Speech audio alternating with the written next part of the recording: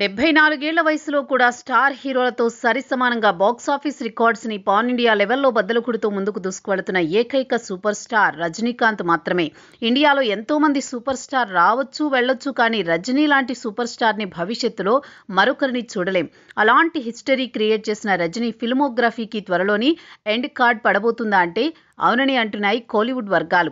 ప్రస్తుతం చేతిలో ఉన్న సినిమాలను పూర్తి చేసి శాశ్వతంగా సినీ కెరియర్ నుండి తప్పుకొని హిమాలయాల్లో శేష జీవితాన్ని గడపాలని రజనీ నిర్ణయం తీసుకున్నట్టు కోలీవుడ్ వర్గాల్లో జోరుగా ఒక ప్రచారం జరుగుతోంది. ఈ ఏడాది రజనీ నుండి కూలీ అనే చిత్రం విడుదలైంది. ఈ సినిమా డివైడ్ టాక్ వచ్చినప్పటికి కూడా 520 కోట్ల రూపాయలు పైగా గ్రాస్ వసూళ్లు రాబట్టింది. ఈ చిత్రం తర్వాత ఆయన జైలర్ 2 చేస్తున్నాడు. శరవేగంగా షూటింగ్ కార్యక్రమాలు జరుపుకుంటోన్న ఈ చిత్రం కోసం ఇండియా మొత్తం ఎదురు చూస్తోంది. ఈ సినిమా పూర్తయ్యాక కమల్తో కలిసి ఆయన ఒక మల్టీ స్టారర్ చిత్రం చేయడానికి గ్రీన్ సిగ్నల్ ఇచ్చేశాడు.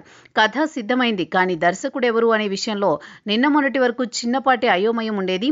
మొదట్లో ఈ చిత్రాన్ని లోకేష్ కనకరాజ్ తెరకెక్కిస్తాడని అనుకున్నారు, కానీ ఆయనందుకు అంగీకరించలేదు. ఆ తర్వాత dude movie hero Pradeep Ranganathan ఈ సినిమాకు దర్శకత్వం వహిస్తాడనే ప్రచారం జరిగింది.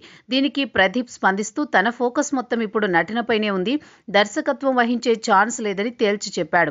ఇప్పుడు రీసెంట్ గా ఈ కాంబినేషన్ ని తెరకెక్కించేందుకు జైలర్ 2 డైరెక్టర్ నెల్సన్ దిలీప్ కుమార్ ముందుకొచ్చినట్టు కోలీవుడ్ వర్గాల్లో బలంగా వినిపిస్తోన్న వార్త.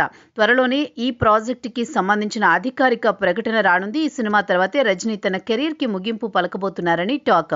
రజనీ సినీ కెరియర్ కమల్ హాసన్ తోనే మొదలైంది. అప్పట్లో వీళ్ళిద్దరూ కలిసి ఎన్నో సూపర్ హిట్ చిత్రాల్లో నటించారు. కమల్ హీరోగా నటిస్తే అందులో రజనీ విలన్ గా నటించేవారు. ఇప్పుడు అదే కమల్ హాసన్ తో కలిసి మల్టీ స్టారర్ చిత్రం చేసి తన సినీ కెరీర్ కి టాటా చెప్పే ప్రయత్నం రజనీ చేస్తున్నారని టాక్. ఇదే కనుక నిజమైతే అభిమానుల గుండెలు బద్దలైపోతాయి. చూడాలి మరి ఏం జరగబోతుందో.